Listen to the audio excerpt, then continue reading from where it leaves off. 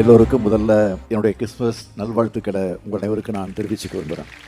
இந்த மேடையை பாருங்க, பேராயர்களோடு பேரூர் ஆதீனமும் கலந்துகிட்டு இருக்கிறார். இந்த விழாவை நடத்துவர் யாரு?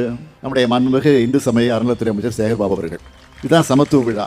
இந்த சமத்துவத்தை போற்றுவதும் பாதுகாப்பும் தான் திராவிட மாடல். மக்கள் வேறுபட்டு இருந்தாலும் மனங்கள் ஒன்றுபட்டு இருக்கணும். மனதால் எல்லோரும் ஒற்றுமையா இருக்கணும். அதுதான் பண்பட்ட முன்னேறிய சமூகத்துக்கு அடையாளமாக விளங்கிட முடியும். அப்படிப்பட்ட சமூகம்தான் நம்முடைய தமிழ் சமூகமாக அமைந்திருக்கிறது. இதுக்கு அடித்தளம் போட்டது நம்முடைய திராவிட இயக்கம். நான் அழுத்தம் திருத்தமாக சொல்லுகிறேன், எந்த மதமாக இருந்தாலும் அது அன்பை போதிக்கணும், சகோதரத்துவத்தை போதிக்கணும், வளர்க்கணும். சக மனிதர்கள் மீது பாகுபாடு காட்டுவதாக இருக்கக்கூடாது. இந்தியா என்ற பன்முகத்தன்மை கொண்ட நம்முடைய அழகிய நாட்டில் எல்லோரும் சமத்துவமா ஒற்றுமையா இருக்கணும். இதற்கு தடையா மதத்தை அரசியலுக்கு பயன்படுத்தி மக்களோட உணர்வுகளை தூண்டி பிடிவாத அரசியல் செய்வர்களுக்கு தான் நாங்க எதிரிங்க.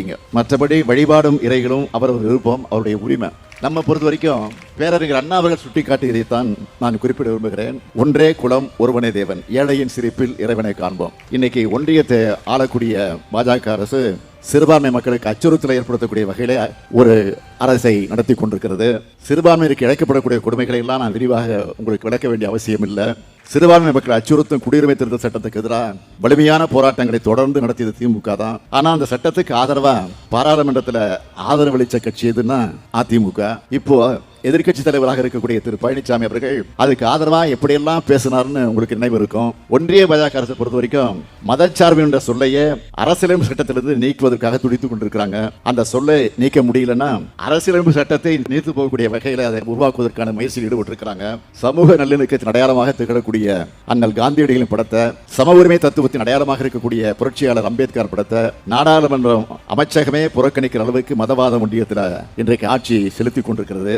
நல்லிணக்க இந்தியாவில் இப்படிப்பட்ட பிளவு சக்திகளுக்கு ஒருபோதும் இடமில்லை. அதனால்தான் நடந்து முடிந்த நாடாளுமன்ற தேர்தலில் மக்கள் பாஜகவுக்கு பெரும்பான்மை பலத்தை அளிக்கல. இருந்தாலும் அவங்க இன்னும் திருந்தல. ஆனா மக்களோட ஒற்றுமை, ஜனநாயக சக்தியோட இந்த அணி திரண்டு இருக்கிறது என்றால் இன்றைக்கு அவங்களுக்கு கடிவாளம் போட்டிருக்கிறோம் என்று சொன்னால், அதனால ஒரே நாடு ஒரே தேர்தல் சொல்லி ஒற்றுமையாக இருக்கக்கூடிய இந்தியாவை சிதைச்சு ஒற்றை இந்தியாவாக உருவாக்க பார்க்கிறாங்க. ஒற்றை மதம், ஒற்றை மொழி, ஒற்றை பண்பாடு ஆகியவற்றை தொடர்ச்சியா ஒரே கட்சி ஒரே தலைவர் என்ற ஒற்றை எதாச்சிய முடிவை உருவாக்க நினைக்கிறாங்க.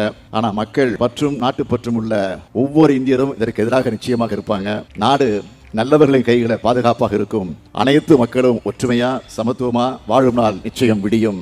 உங்கள் செயல் அனைத்தும் அன்பு மயமாக இருக்க வேண்டும். உங்கள் மீது அன்பாக இருப்பதைப் போலவே அடுத்தவர் மீதும் அன்பாகவே இருங்கள். இயேசு பெருமானின் மொழிகளை சொல்லி அனைவருக்கும் மீண்டும் என்னுடைய அன்பான கிறிஸ்துமஸ் வாழ்த்துக்களை தெரிவித்து விடைபெறுகிறேன். நன்றி, வணக்கம்.